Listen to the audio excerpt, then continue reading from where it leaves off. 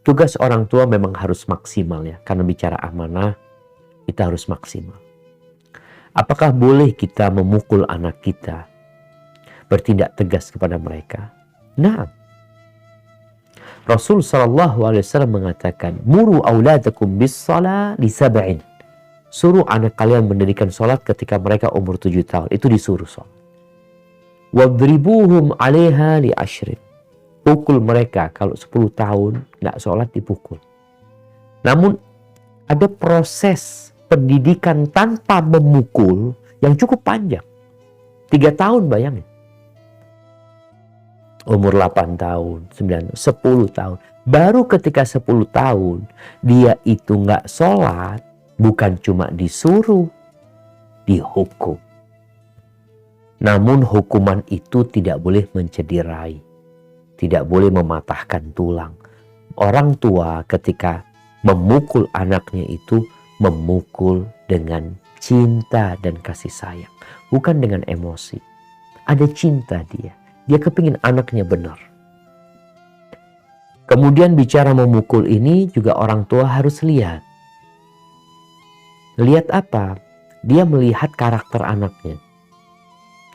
Ada anak-anak itu yang sebenarnya nggak perlu dipukul gitu, tapi perlu diiming-imingin, dikasih reward. Kadangkala orang tua enggak, ketika anaknya benar kasih hadiah tuh anak, berikan kepadanya penghargaan. Ketika dia menyelisihin, ini baru ada hukuman buat dia, sehingga anak itu tahu, oh kalau aku nggak benar aku dihukum gitu loh, kalau aku benar aku dihargain. Ketika ini terpatri dalam pemikiran dia, insya Allah dia akan jadi orang baik. Harapannya seperti itu.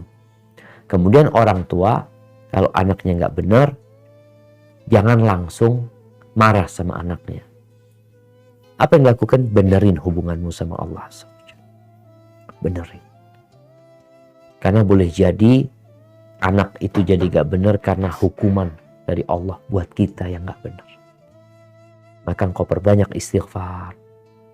Sekali lagi kalau bicara marah sama anak, menghukum anak dengan hukuman yang mungkin keras, kalau memang itu berguna silahkan. Tapi kalau dikatakan kayaknya anak ini nggak bisa dikerasin, disinilah orang tua harus pintar-pintar. Anak punya anak 6. 6 ini karakternya beda semua.